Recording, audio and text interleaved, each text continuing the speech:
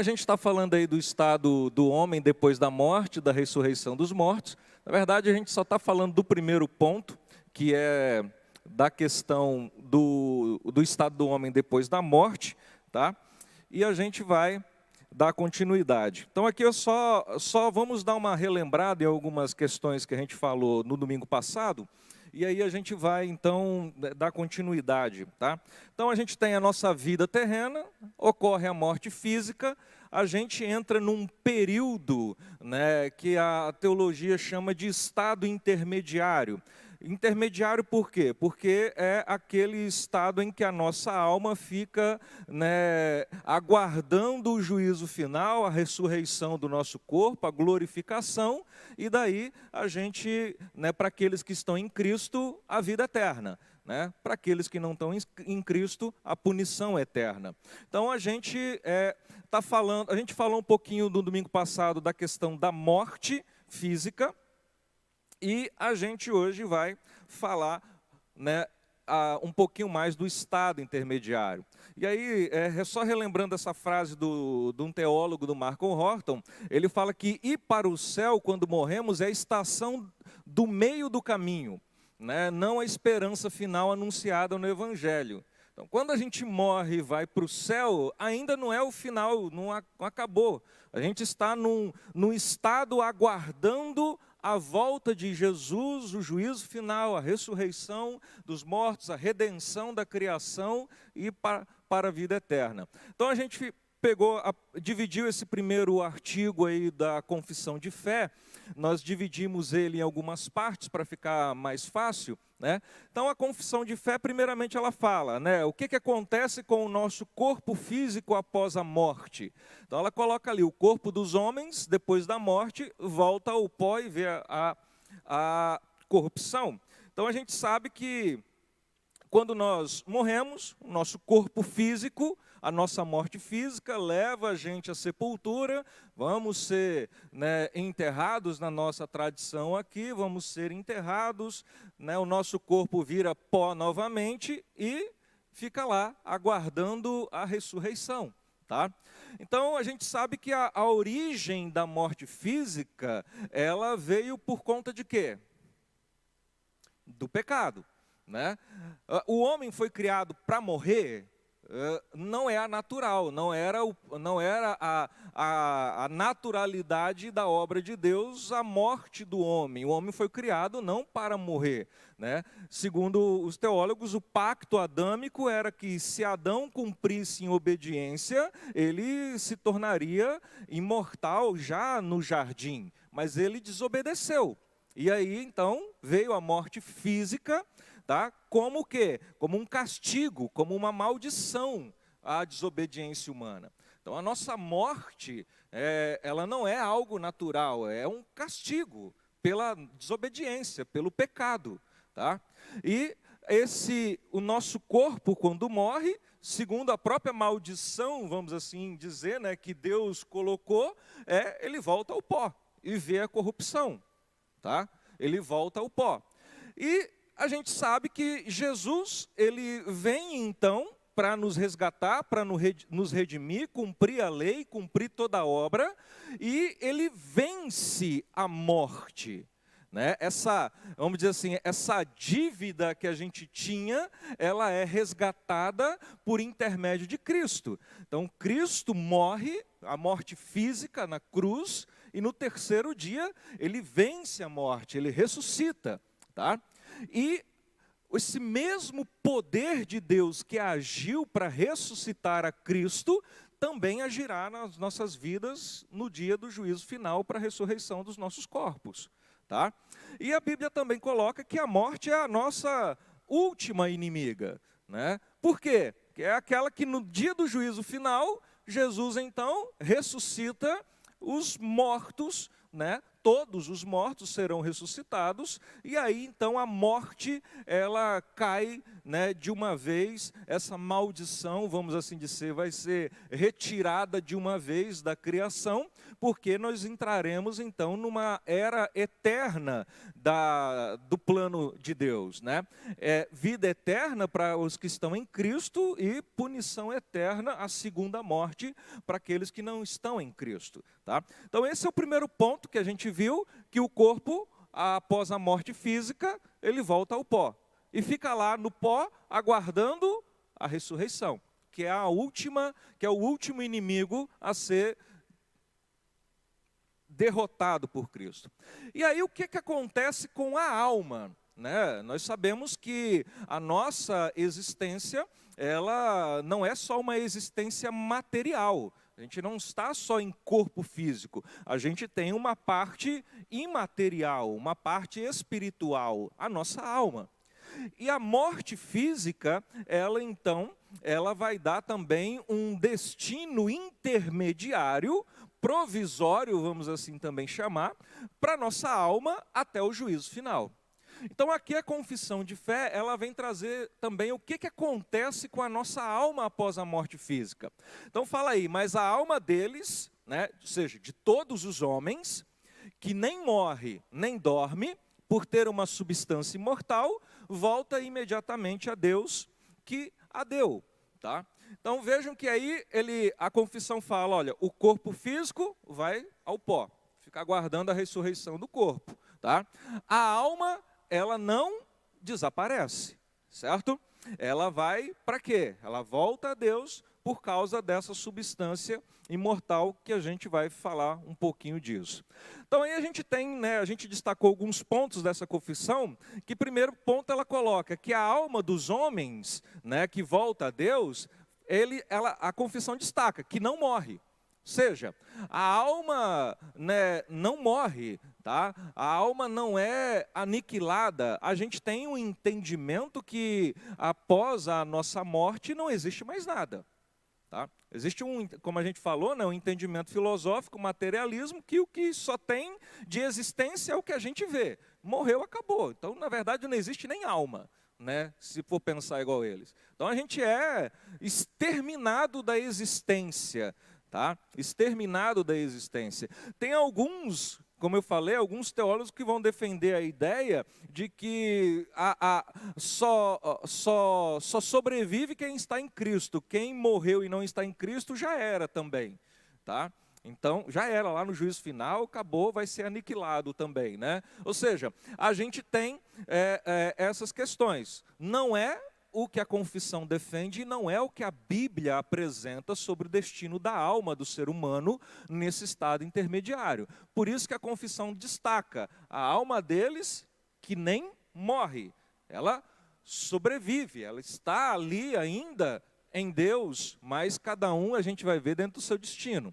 E a gente parou no domingo passado falando um pouquinho sobre essa doutrina, essa ideia do sono da alma, tá?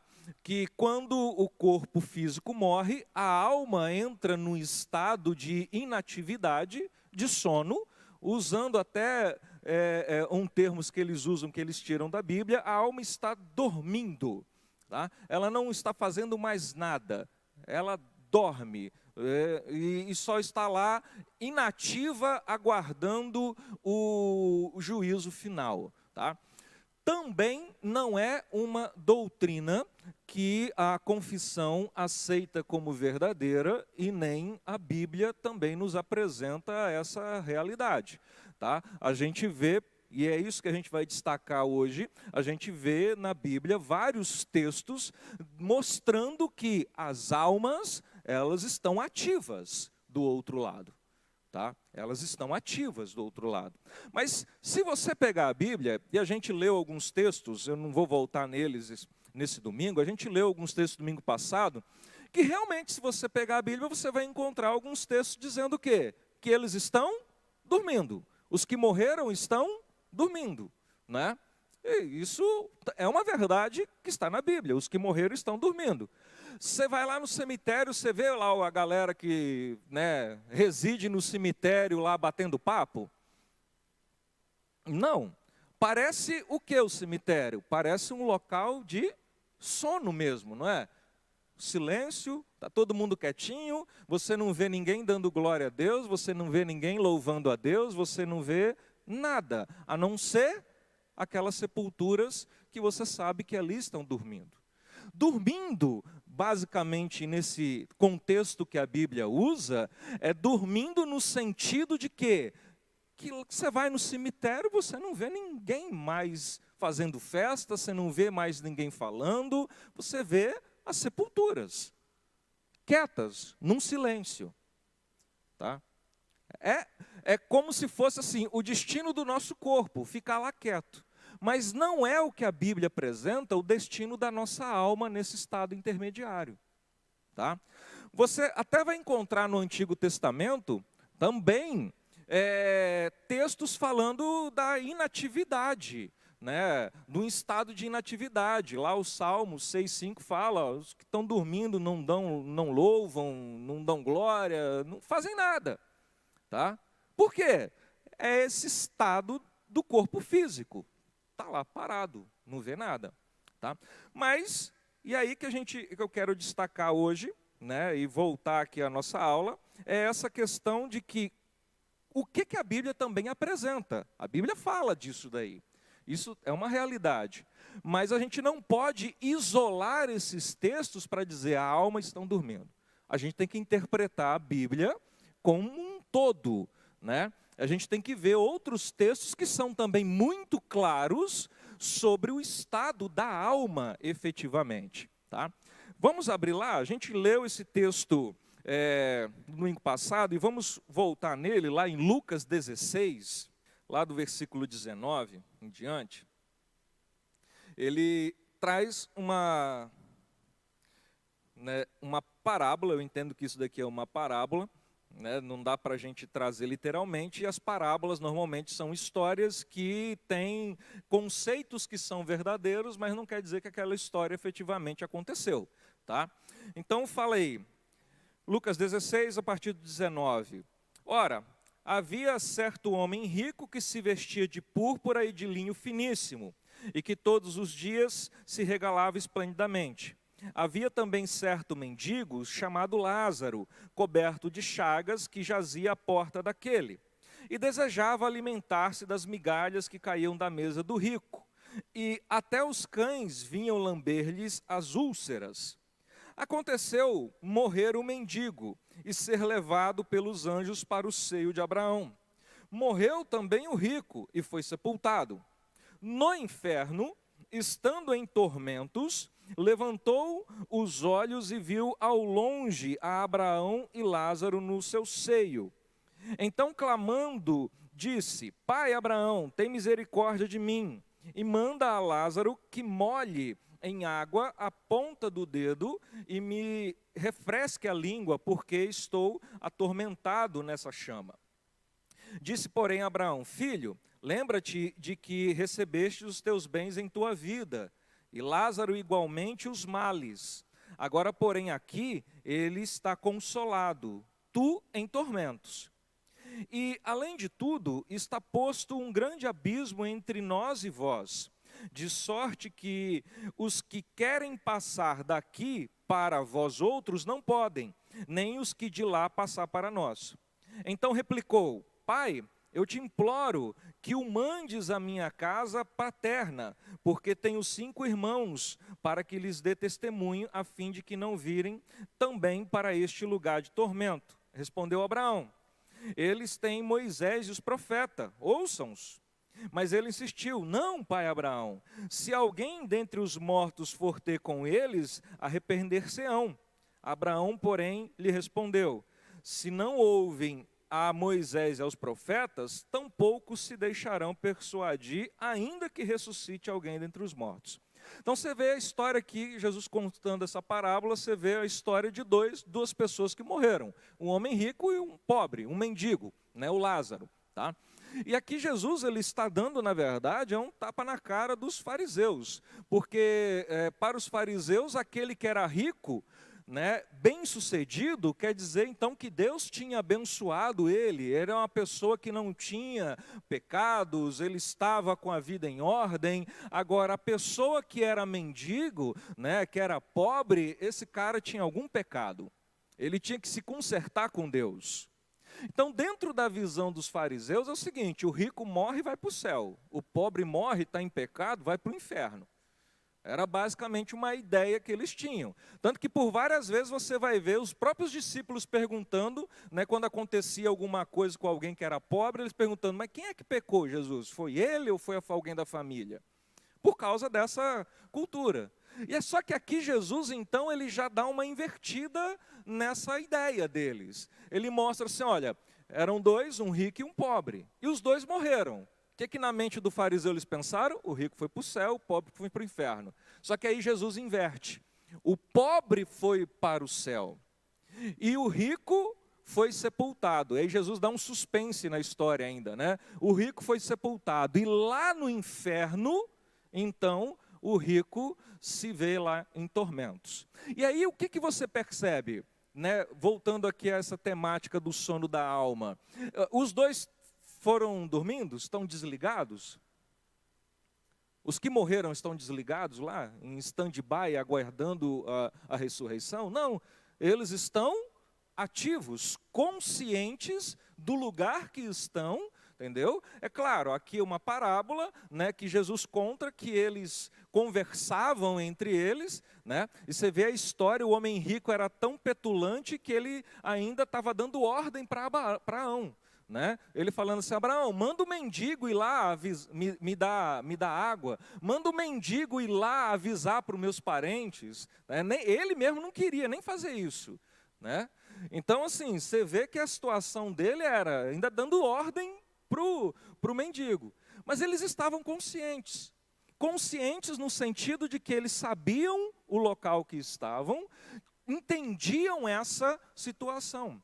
Essa é uma verdade que Jesus aponta aqui nessa parábola, uma consciência após a morte da nossa alma, inclusive do lugar onde a gente está, céu ou inferno, tá? Então, você percebe que esse texto, né, ele é muito importante para a gente defender várias doutrinas, né? Ou seja, não existe o sono da alma, né? E também não tem como os que passaram para o outro lado voltar aqui para avisar. Na verdade, Jesus fala: olha, nem precisa, né? Aqueles que querem conhecer a Deus, leiam a Bíblia, né? Leiam a palavra. Não adianta nem se um morto voltar para falar como é que é do outro lado, isso não vai adiantar. O que, na verdade, nos liberta e nos sustenta e nos dá fé é a palavra de Deus. Por isso que ele fala, né, vão ler os profetas, vão ler Moisés. Tá? E não dá para entender que isso daqui é literal, meus irmãos, principalmente pelo seguinte: porque se isso daqui for literal, o síndico do céu vai ser o Abraão, né? Porque é ele que está tomando conta aqui do negócio, né? Então não dá para entender que isso daqui vai ser literal, porque senão Abraão vai ser o síndico lá do nosso estado, ele que vai coordenar as coisas. Pode até ser, né? Mas não estou dizendo que isso daqui é literal, não me parece ser uma verdade.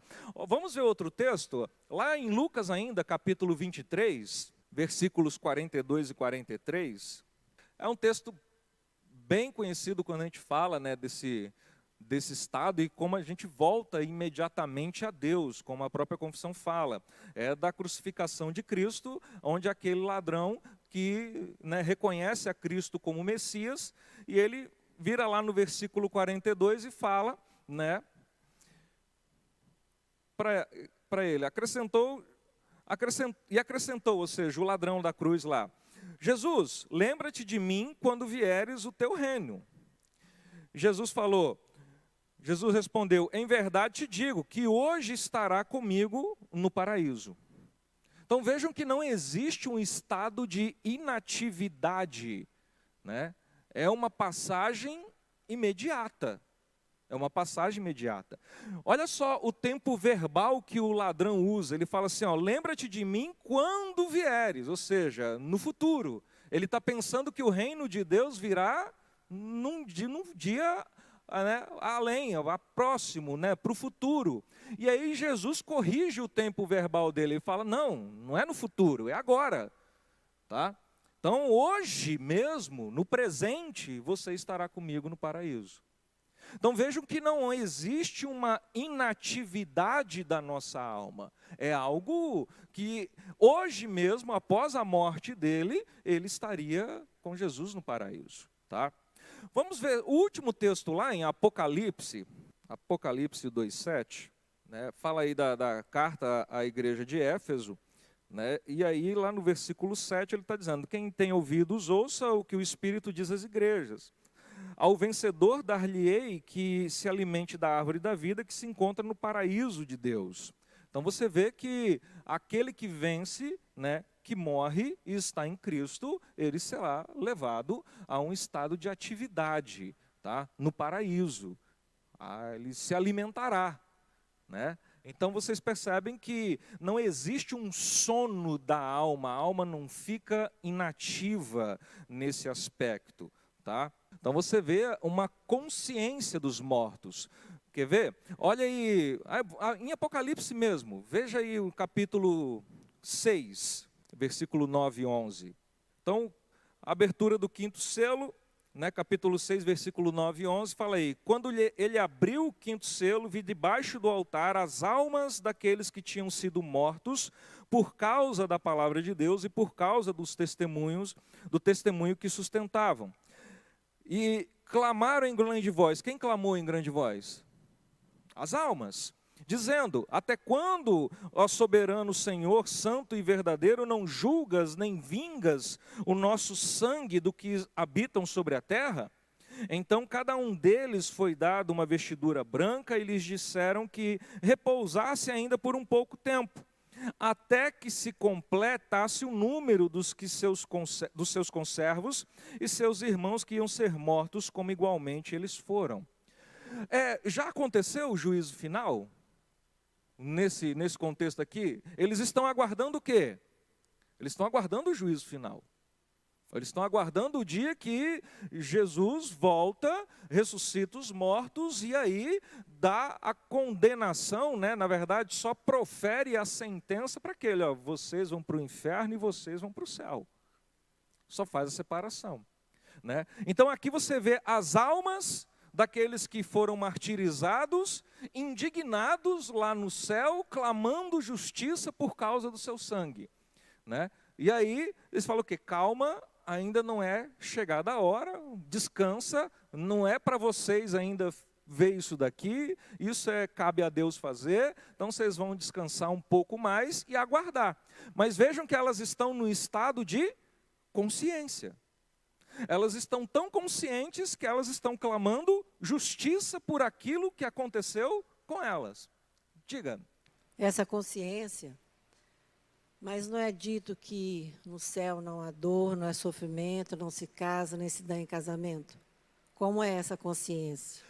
Consciência de que elas sabem onde elas estão, sabem o que está acontecendo, sabem quem elas são, entendeu? Elas não estão inativas, literalmente dormindo até a ressurreição, entendeu? Não é que elas vão se casar, se dar em casamento. Sim, mas essa consciência, então, eu estou no céu, minha mãe, ou meu pai, ou meu filho, ou meu marido, seja quem for, não está. Não é essa consciência, não pode ser, né? Pode até ser. Na verdade, então você vai sofrer lá no céu? Não. Porque você está sem alguém? Meu estagiário quer falar. Pastor, socorre aí, pastor. Vamos lá. Aliás, não foi o caso do Fabiano, não. Eu que pedi, deixa eu falar. Conta-se que, acho que é o Spurgeon, e tinha um motorista dele que levava e tal, né? Na época, carrete, essas coisas. Mas levava ele e tudo mais. E aí, então, ele sempre pregava o sermão em todo lugar e o motorista levava. Aí teve um dia que estava mal, estava doente e tal, foi pregar no lugar e falou, não, deixa... Aí o motorista que pregou, né? Já se conhecia até o sermão de cor e tal. Só que depois teve as perguntas, né? Aí, ó, essa pergunta é tão fácil que eu vou deixar o meu motorista responder, que era o Spurgeon. Não, a gente tem que fazer duas separações, que é importante o Fabiano deve chegar nela, se dá tempo, né, Fabiano, da ressurreição final, que é o que nós falamos de novos céus e nova terra. O lugar final que nós vamos viver é no novos céus e nova terra. Quando isso vai se dar? Quando Cristo voltar. E aí nós teremos a ressurreição do nosso corpo. E aí haverá aquele julgamento final. Sobre o juízo final em si, o Fabiano vai falar mais da ressurreição. O juízo final vai ter uma aula sobre isso, que é o próximo capítulo da confissão. E aí eu vou dar aula, vocês vêm para entender essa questão. Então, o que vai ser esse julgamento e tudo mais? Sofrimento não haverá em nenhum dos dois lugares, nem no céu e nem nos novos céus e nova terra. Qual que é a diferença do céu e novos céus e nova terra, pastor? O céu é o lugar onde está só a parte imaterial. Morreu o crente, a alma vai para o céu. Hoje mesmo estarás comigo no paraíso. Então foi para o céu a alma daquele homem. Lá no céu, eles não estão dormindo sem saber nada do que aconteceu na vida deles. E não também estarão quando Cristo voltar.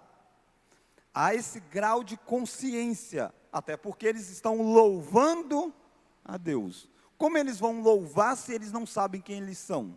Como eles vão louvar se eles não sabem o que aconteceu na vida deles? E Apocalipse 6 você citou, né? Apocalipse 6 mostra exatamente, não os novos céus e nova terra, não quando Jesus voltar, mas quando alguém aqui morreu, está lá, está aguardando isso. E aqueles aqui são especificados como os mártires, aqueles que morreram por causa da fé. Eles estão lá e eles chegam para Jesus e dizem: Senhor, até quando o Senhor não vai julgar o nosso sangue? Até quando não vai vir um juízo final? Aí Deus vai responder a eles dizendo: aguarde, precisa ainda se completar o número dos eleitos, repousem, continue aqui diante de mim aguardando. Eles têm consciência do que aconteceram, têm consciência do que vai acontecer ainda, eles não sabem o que está acontecendo aqui embaixo. Alguém morreu, fica, olha, fulano está olhando para você, está cuidando de você. Não tem isso. Ele não está vendo você aqui, mas ele está no relacionamento com Deus, tendo consciência do que aconteceu aqui. Aí você já pergunta, tá, mas haverá sofrimento? Não, a Bíblia diz que não há dor, nem pranto, nem nada. Está claro isso em Apocalipse, em vários lugares. Isso significa que não há lembranças? Não, isso não, há lembranças. O problema é que nós pensamos em lembranças como sendo algo de sofrimento. Porque nós temos alguns laços que nós estabelecemos, e nesse mundo criado, nós ainda não estamos corretamente agindo dentro daquilo que Deus nos chama. A Bíblia diz assim: aquele que amar o seu pai ou a sua mãe, alguém lembra? Mais do que a mim, não é digno de mim. Então, alguém que amar um familiar mais do que ama a Deus, não pode. Isso é um erro. Então, nenhum de nós, no céu, ou no novos céus e nova terra, vamos amar mais um do nosso familiar do que o próprio Deus. Então, quando você estiver lá e de repente um familiar seu não está no céu, a culpa é de quem dele não estar no céu? Dele, não é de Deus, né? Não é de Deus. Ele fez o que para não estar no céu? Ofendeu a Deus. E aí você vai entender o que é amar a glória de Deus mais do que todas as coisas. Então, o seu relacionamento com aqueles que não estão nos novos céus e nova terra não é maior do que o seu relacionamento com Deus. A gente acha que a solução para não sofrer é esquecimento, quando na verdade a solução para não esquecer é compreender plenamente a nossa identidade. Lembra que chegaram para Jesus certa feita dizendo: olha, sua mãe e seus irmãos estão aí fora. Aí Jesus disse: quem é a minha mãe? Quem é o meu irmão? Ele aponta para os discípulos e dizem: todos estes, eles se tornam minha mãe, meus irmãos, à medida que creem em mim. Jesus está dizendo que o grau de sangue não é maior do que o grau da fé. Então eu vou saber quem é quem foi essa pessoa na minha vida, lá na outra, quando Cristo voltar. Vou ter consciência, essa pessoa foi meu irmão, meu pai e tal. Agora, o que eu não vou ter é um amor maior para este do que eu tenho para o de cá. Hoje, por mais que eu amo vocês, e eu falei isso lá em Cedrolândia, tá? Eu amo a minha igreja e tal. mas eu amo mais a Esther do que você. E não fica bravo não, que você também ama mais o seu filho do que a mim. Isso não significa dizer que eu vou fazer injustiça com você por causa da minha filha, não é isso, né? Mas o amor nosso aqui é maior, porque a gente está ligado nos laços de sangue. E aí Jesus mostra para nós que esses laços de sangue não vão existir lá. O fato de não existir não significa que eu não lembre deles. Significa que agora eu não sou mais o pai da Esther. Eu sou o irmão da fé da Esther. Como eu sou o irmão da fé seu. Entende? Todos nós teremos um único vínculo. Um vínculo de irmãos na fé.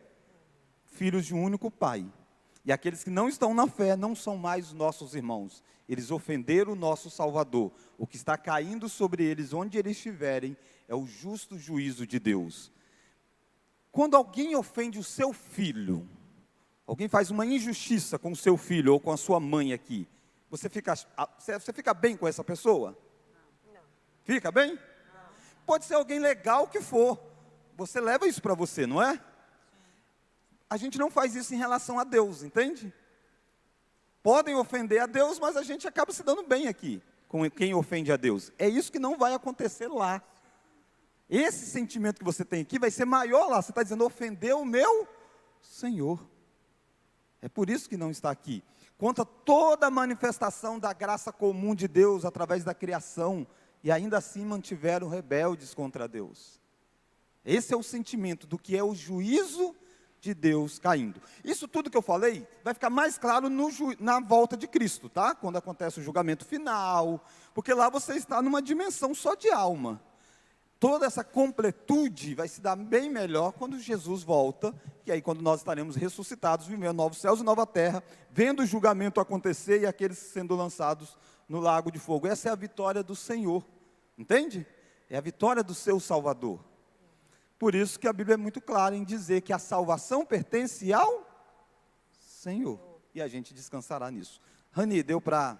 Sim, é porque lá não vai ter o amor carnal, terreno. Carnal, esse vínculo aqui. É algo superior. Superior. Agora, lembranças tem. A Bíblia diz que a gente vai sentar com Abraão à mesa, entende? Isso principalmente novos céus e nova terra, quando a gente vai comer, ter relacionamento pleno, quando Jesus voltar com o corpo ressuscitado. Aliás, eu posso ler esse texto de Tessalonicenses, professor? Olha Tessalonicenses aí, 1 Tessalonicenses. Olha 1 Tessalonicenses. Isso, Rani, é inclusive um elemento que a gente deveria falar mais para consolo. Exatamente. Entende? Quando morre um ente querido nosso, irmão na fé nosso, não é um adeus, é um até logo. Porque lá vamos nos reencontrar. Vamos nos reencontrar. No novo céus e nova terra, não vamos ficar dando tanta ênfase a esse período da alma só não. Porque a alma, a Bíblia não fala muito, fala que a gente vai estar consciente e louvando a Deus. Mas na ressurreição final, todo mundo vai viver junto e a eternidade toda. Por mais que seja muita gente, uma hora a gente topa com ele lá, entende? Essa é a ideia, né? Olha Tessalonicenses, quer ver? 1 Tessalonicenses 4. Isso que eu estou lendo, irmãos, é quando que vai acontecer. Eu acabei dando um saltozinho aqui um pouquinho, Fabiano, mas só para dar ênfase nesse consolo. Na ressurreição, Rani, aqui é na ressurreição. Quando Cristo voltar, a alma que estava no céu volta, conecta ao corpo e ressuscita com o corpo transformado. Do descrente vai ser lançado no inferno, a alma estava no inferno, né? Veio, encontrou com o corpo e vai ser lançado no lago de fogo. Do crente, conectou no corpo e vai viver novos céus e nova terra.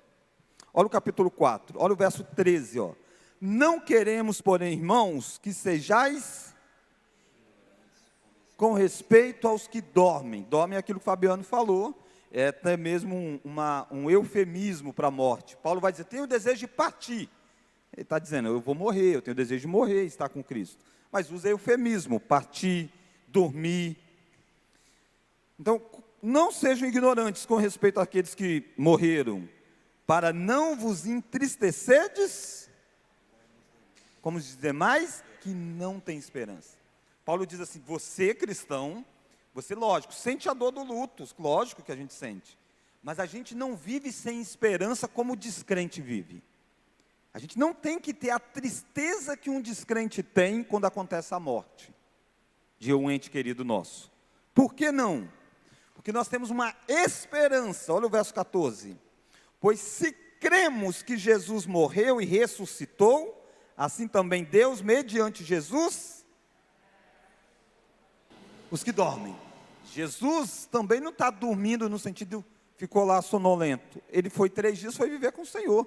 Voltou no corpo, ressuscitou, subiu, e agora ele traz consigo aqueles que morreram, aqueles que estavam com ele. Que é Apocalipse 6, aqueles que estavam lá clamando e tudo mais. Aí vai descrever esse processo. Ora, ainda vos declaramos por palavra do Senhor isso, os vivos que ficarmos até a vinda do Senhor, de modo algum procederemos os que dormem.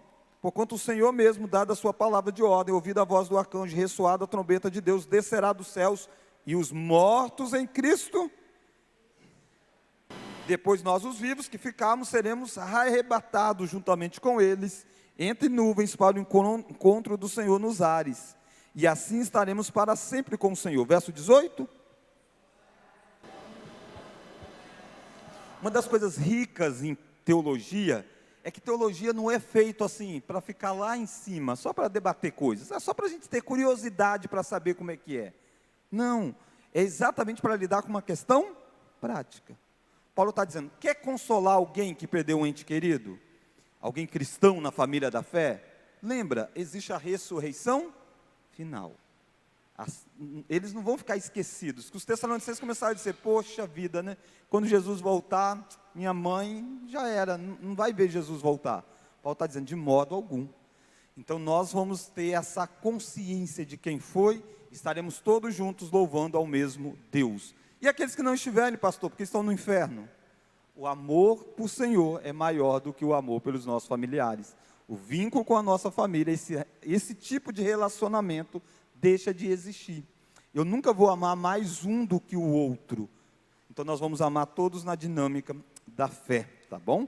Tem um hino, um cântico do Logos, muito bonito. E a gente já cantou aqui na igreja, e diz, eu queria tanto ouvir o som que vai ouvir o encontro triunfal. Aí fala, rever amigos que um dia foram feitos nossos irmãos. Então esse é um grande consolo. E todos nós, talvez aqui, temos parentes que já partiram, né? Eles que estavam com o Senhor estão melhores do que nós estamos, e um dia todos nós estaremos adorando a Deus juntos na grande igreja triunfal do Senhor. Pastor, só confirmando aqui o que a tia Vanaí está perguntando. Pode? Vai haver o reconhecimento. Isso. Quem é o esposo, quem é a esposa, quem é o filho, a filha. Sim. Porém, sem o amor terreno. Sem o amor e sem esse vínculo. Sem o Eu vou vínculo saber de que foi meu pai, por exemplo, já faleceu. Vou saber que ele foi meu pai. Agora significa que eu vou ser filho dele? Não. Isso. Entende? Ele foi meu pai, não é mais o meu pai. Mas eu sei quem ele foi, sei quem eu fui. E por que nós estamos aí? Nós estamos aí por causa de Jesus Cristo. É a pergunta e essa é dela a grande aqui. adoração. Se ela vai conhecer os outros. Vai conhecer. Porém, sem o amor daqui da terra. Sem esse vínculo assim. Aí significa que eu vou gostar mais do meu pai e não gostar do Fabiano?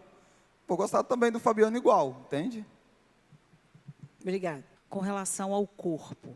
Esse corpo aqui, pelo pecado, corruptível. Sim. Corruptível pela doença, por tudo. Então, você tem aqui um corpo que, quando você tem a morte, e essa alma está nesse local, céu, inferno, esse corpo aqui vai ao pó. Sim. A conversa de enfermeira, né? A conversa de enfermeira. Então, a gente sempre foi ensinado com relação à enfermagem, a esse cuidado, esse respeito ao corpo. Sim. Mas a gente tem a situação das mortes encefálicas, que essa alma foi, e esse corpo aqui vai ser usado para ajudar outros corpos corruptíveis. Já a morte aconteceu mesmo, né? A morte encefálica aconteceu. Eu tirei esse coração, eu tirei essa córnea, eu tirei para ajudar outras pessoas, porque Deus, eu acredito que Deus deu essa capacidade do homem. Sim. Né? É como se fosse uma luta que a gente tem nesse corpo, mas que a gente ajuda vidas de outras pessoas. Sim. Esse corpo, mesmo que eu doei esse coração para uma outra pessoa, essa pessoa vai morrer também. Vai ao pó. Sim. A necessidade dessa alma tem que, quando no juízo final, meu corpo vai ser glorificado, é diferente, não é? Ou como é que é isso? Esse corpo glorificado? Porque essa alma Sim. vai voltar nesse corpo glorificado. Eu só queria que você me explicasse um pouquinho isso. Sim, Lembrando só, que eu sou enfermeira. Só isso, só esse pouquinho só. Gostei que ela terminou assim, só esse pouquinho só. Você já vai entrar em ressurreição, Fabiano? Vai não? Posso entrar então? Tá bom. Val, eu estou entendendo, né, a pergunta a partir de um dado de morte realmente, o indivíduo está morto. Nós não somos contra a doação de órgãos, não há problema nenhum quanto a isso, biblicamente falando. Tá, e aí quando ressuscitar vai misturar esses órgãos todos? Não é essa a dinâmica. Todos esses órgãos vai ser decomposto mesmo. Agora Deus vai fazer algo extraordinário, é um milagre extraordinário. Assim como Ele fez o mundo com o poder da sua palavra, Ele vai trazer à existência o corpo que foi decomposto. E vai dar a esse corpo uma dinâmica de incorruptibilidade, de não mais deteriorar. A gente deve lembrar que os salvos, porque os dois corpos, né, do crente e do descrente, vão passar por essa ressurreição. João diz isso para nós. Todos que estão na sepultura vão ouvir a voz e vão ressuscitar. Uns para a vida eterna e outros para a condenação eterna. Então, esses da condenação eterna, eles vão ter um corpo corrupto de pecado, mas que vão viver para todo o sempre nesse corpo. Os que são salvos vão ter um corpo que vão viver para todo sempre incorruptível, no sentido de não haver pecado dentro desse corpo, desejos pecaminosos. Às vezes as pessoas acham que quando Jesus voltar, os que estão no inferno, eles vão ser tão bonzinhos, né? Porque agora estão no inferno. Não. Eles vão ser a eternidade toda em rebeldia contra Deus. O sentimento de eu estou aqui, não mereci estar aqui, entende? Essa luta contra Deus. Porque só quem quebranta o homem é o Espírito Santo. Então, haverá num corpo de rebelião contra Deus, mas de juízo de Deus o tempo todo sobre aquele que é o descrente. Sobre o crente, um corpo que não mais desejará nada pecaminoso, um corpo que não vai mais se decompor com o tempo, porque isso é consequência do pecado. Então é algo que a gente não consegue nem imaginar, porque a gente só vivencia um corpo com pecado. Mesmo que alguém não tome Coca-Cola, não coma chocolate, morre, não morre? Faz exercício físico, morre. Com isso eu não estou dizendo para você não fazer essas coisas não, tá? Só estou dizendo, morre. É natural do corpo fazer esse processo. Por que isso? Por causa do pecado. Se a gente não passar um desodorante, a gente fede. Tem algo errado com o nosso corpo. Entende? É o pecado. Por mais belo que ele seja na medicina, e você vê várias coisas belas acontecendo, mas você percebe que ele vai acabando. Ele vai acabando.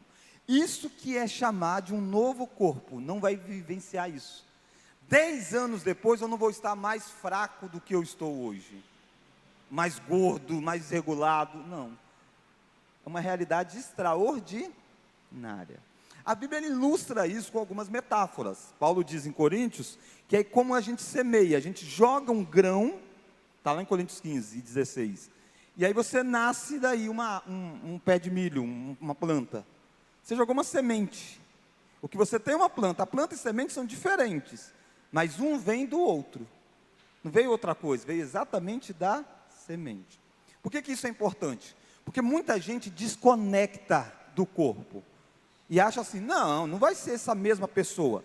É a mesma pessoa. É esse corpo transformado. Lembra de Jesus? Jesus morreu, foi sepultado. Jesus tinha um corpo, tinha uma alma. Quando ele morre, ele diz para o ladrão, hoje mesmo estarás comigo no paraíso. Ele não estava em corpo lá no céu. Morreu, a alma foi para lá e encontrou com o ladrão. E o corpo foi sepultado. Isso era numa sexta-feira. No domingo pela manhã, a alma de Jesus conectou ao corpo e Jesus ressuscitou em corpo. Era o mesmo corpo, mas era igual? Não. Jesus nunca teve pecado, mas Jesus teve um corpo com consequências do pecado. Mesmo se Jesus não fosse crucificado numa cruz do Calvário, um dia o corpo dele pararia aqui nesse mundo. Entende? Estava debaixo das consequências do pecado. Envelhecia. Quando ele ressuscita, é um outro corpo. Ao ponto dos discípulos olharem e nem reconhecerem em alguns momentos. Ele diz, sou eu. Aí alguns começaram a dizer, é um fantasma. Aí ele diz, não, pega aqui, ó, me dá o peixe aí, come com ele. Ele está dizendo, pega aqui, encosta, eu tenho carne e tenho sangue. O nosso corpo vai ser um corpo material. Porque muita gente vai para a espiritualiza e aí coloca um corpo imaterial, espiritual, sem matéria. É um corpo de matéria, porque a matéria não é má, a matéria é boa. Foi atingida pelo pecado, mas é boa. Quando Deus fez o homem, Deus fez o homem como? Corpo ou alma? Os dois, exato. Ele faz o boneco de barro, sopra sobre o ser humano, e aí sim a gente tem o ser humano. Sopra sobre o boneco, e aí sim tem o ser humano. Esse é o homem. O homem aqui eu estou usando como homem e mulher. Por isso que uma definição de morte é a separação minha de mim mesmo. Como que é isso? Eu separo uma parte minha da outra parte minha. E na ressurreição final, eu conecto de novo uma parte na minha outra parte. E sou restaurado a um corpo pleno por milagre de Deus, algo extraordinário. Você diz, pastor, e quem teve o corpo decomposto, jogado no mar, partido e tal? Nada disso é problema. Olha em Apocalipse, Apocalipse diz, o mar dará os seus mortos, todos os lugares darão os seus mortos. A base da voz de Deus que vai trazer a existência. Então a doação de órgãos não há problema nenhum quanto a isso. Óbvio, o que existe para nós sempre é o conceito de vida e morte. A gente nunca apoia assim, o indivíduo está muito doente, a gente pode, coitado, gasta muito, né, fica nessa situação e podia morrer. Não, a gente não apoia isso não, isso a gente é contra. Por isso que eu falei, eu estou partindo do pressuposto, houve morte. Morte constatada, morte ok, não há problema nenhum em doar determinados órgãos quanto a isso. Já adianto também para outra pergunta, pastor, pode incinerar, que fala, né? Cremar, pode cremar? Irmãos, poder pode, não é pecado, isso vai impedir que ressuscita? Não, não vai impedir. Agora, a pergunta é, o que você crê sobre o corpo para fazer isso? Porque muitas vezes isso nasce numa mentalidade de que o corpo não é tão importante, ou que não vai acontecer mais nada, então a gente espalha. Quando nós sepultamos, a gente está crendo que um dia vai sair de lá. A Bíblia usa essa linguagem, os que estão no túmulo ouvirão a voz e sairão. Então é mais condizente com a nossa fé enterrar. Não estou dizendo que não possa cremar. Está entendendo bem a ideia? A ideia é do porquê que eu faço isso. Porque a maioria faz isso achando que acabou tudo aí. Ou alguém coloca num jato e diz, porque aqui eu vou preservar num jarrinho a cinza da minha mãe. Está preservado aí. Não, a gente não crê disso. A gente crê que Deus vai ressuscitar. Entende? Tranquilo quanto a isso? Então não é pecado em si a prática, mas a gente tem que estar atento do porquê que a gente vai fazer. Há um elemento a gente crê. Quando a gente vai lá e sepulta a pessoa, a gente está dizendo, eu creio que um dia ela vai ressuscitar. É até comum algumas frases assim, né? Aguardando a volta de Jesus Cristo. São frases bonitas que revelam exatamente isso. Nós estamos aguardando a volta de Cristo. Eu vou lançar as cinzas crendo nisso. Ok, não há problema nenhum. Mas historicamente é bom a gente lembrar desse ponto. Agora a sua esposa, Fabiana, aí é com você. 2 perguntas online. 2 perguntas online. Considerando o estado da consciência da alma, onde alguns já estão no céu e outros não, podemos considerar que existe um pré-julgamento antes do julgamento final? Sim. A gente devemos considerar que a condenação e salvação acontece exatamente após a morte. Hebreus diz para nós, ao homem está ordenado morrer uma só vez, vindo o juízo. Quando a gente fala do julgamento final, eu vou trabalhar ele na próxima aula, tá bom? Não no próximo domingo conferência, mas na próxima aula. Quando a gente fala do julgamento final, a gente não está dizendo que vai ter assim dúvida, ixi, eu passei esse tempo no céu, agora eu vou ressuscitar, o que será que vai acontecer comigo, hein? Será que agora eu vou para o céu ou vou para o inferno? Ou quem estava no inferno vai dizer, agora eu vou ressuscitar, agora eu saio, ufa, até que enfim. Não é essa a dinâmica. O julgamento final é uma dinâmica de manifestar visivelmente o poder de Deus. Alguém morre hoje, você sabe onde ele está? Não, você pode fazer algumas deduções, mas você não pode dizer exatamente o indivíduo foi para o inferno. E até mesmo você não pode dizer exatamente que foi para o céu. Você diz, tudo indica que foi, né? Era um crente e tal. Mas se ele foi um lobo, enganou você mais do que todo mundo. Entende? O julgamento é algo visível para todo mundo ver. Mas não é um julgamento de mudar de estado. Julgamento bíblico nunca é um lugar onde as pessoas entram sem saber o que vai acontecer. Não é a visão do nosso julgamento. O nosso julgamento diz, vão lá para ver, né, o que o juiz vai decidir. Não, o nosso juiz já nos justificou quando Cristo morreu. Lembra de Romanos? Paulo diz, quem tentará acusação contra os eleitos de Deus? É Deus quem os justifica. Quem os condenará? Ninguém. Cristo morreu por eles. Eu e você, e é isso que às vezes as pessoas interpretam mal, e as pessoas têm medo da volta de Cristo, porque têm medo do julgamento final. Eles dizem, vai jogar lá um telão, aí vai começar a fazer o saldo. Ah, domingo ele foi na igreja, no outro ele fez isso. Vamos ver como é que vai dar no final. Não é isso. Nós somos salvos pela graça de Cristo. No julgamento, os nossos pecados, um só, já era suficiente para nos condenar. O que vai ter no julgamento, que nós ainda não sabemos, é sobre galardão. Isso sim. O que eu vou herdar e o que o outro vai herdar. Isso tem um julgamento dentro do galardão. Mas de salvação, vou chegar tranquilo lá. Afinal de contas, quem vai julgar, e lembra das metáforas, quem vai ser o juiz naquele dia, foi um que foi o seu advogado o tempo todo. É Jesus, essa é a ideia. Agora, aqueles que não estão em Cristo, é condenação, e eles já estão. A Bíblia, aquele que não está em Cristo já está condenado, lembra? Já está condenado. Então, essa é uma condição do juízo. Quem pediu aqui? Ah, foi lá na internet. Tá bom? Então, sobre o juízo, a gente lida melhor na próxima aula, mas essa é a dinâmica. Da Odete. Pastor, e quando a gente sonha que a pessoa que é seu familiar vem no sonho e te abraça, e é como se a pessoa está ali de verdade. Todos nós temos lembranças.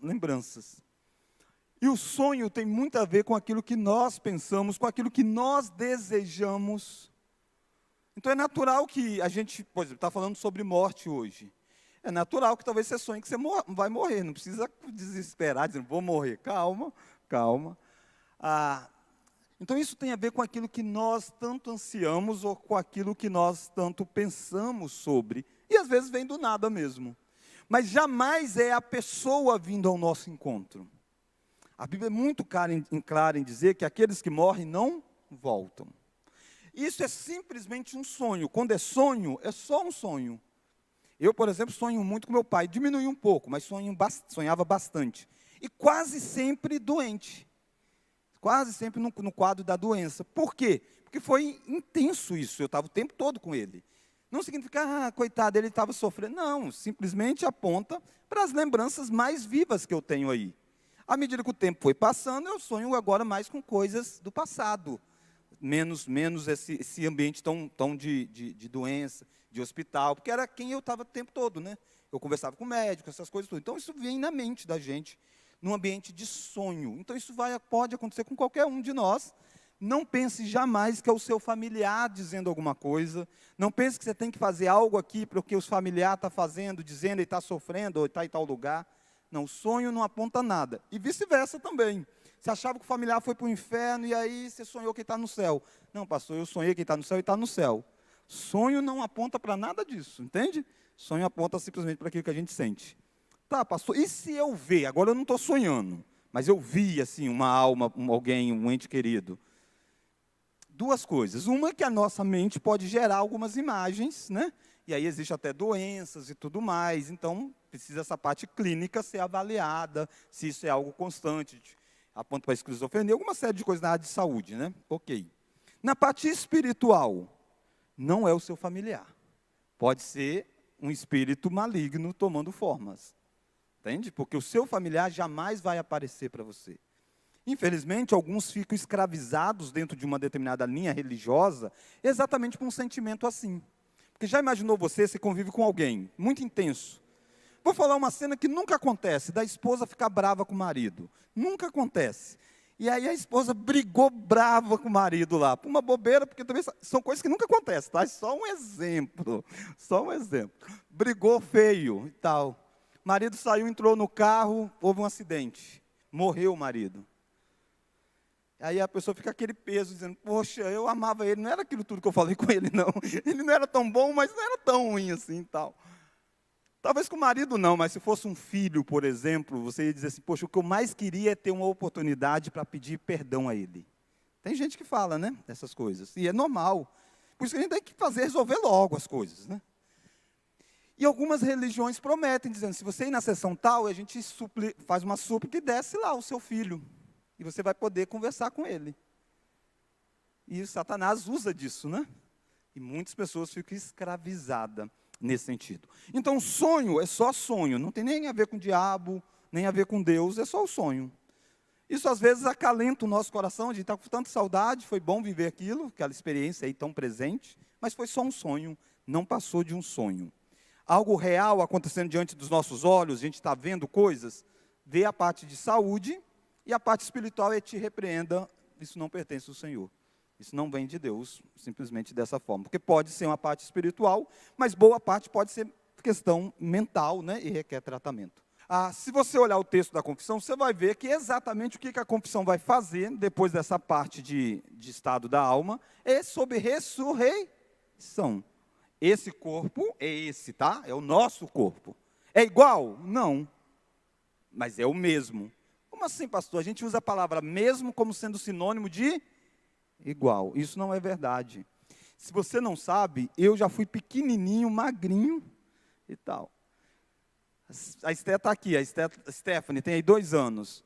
Se você, talvez, vamos supor que eu mude e tal, daqui 30 anos a Esté vem aqui, Stephanie, você não tenha visto mais a Stephanie.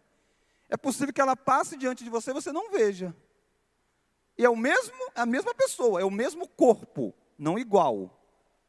E a gente está falando ainda de coisa física, humana, né? Está falando de coisa natural. Já muda isso? Ó o Otávio aí, ó, desse tamanhozinho. Daqui 40 anos, não é Otávio não, esse eu mudei o nome até, o André. Daqui 40 anos, vai estar bem diferente. E a gente está falando de coisa humana, coisa natural. O que Deus vai fazer é extraordinário no sentido de espiritual, mas é o mesmo. Não vai ter o outro corpo. Onde está o outro? Não, é esse corpo transformado. Vamos orar? Fabiano, obrigado, tá? Por você ter me substituído. Deus, agradecemos pela vida do nosso irmão Fabiano, agradecemos por esta aula que ele nos conduziu, esta e a aula anterior, por este tempo final aqui de interação. E sabemos, ó Pai, que todos nós temos perguntas, isso é natural, mas que nós possamos sempre sermos cativos à Tua palavra e à Escritura. Que bom saber que a morte não é o fim, morrer aqui é estar com o Senhor para aqueles que estão em Cristo, que já é incomparavelmente melhor, e que bom saber que até o nosso corpo um dia será restaurado. Obrigado porque em Cristo tudo foi reconciliado. Cristo não perdeu nada, e nós plenamente viveremos diante do Senhor. Abençoe a igreja e continue a nos abençoar neste finalzinho de apresentação com as crianças. Em nome de Jesus, amém.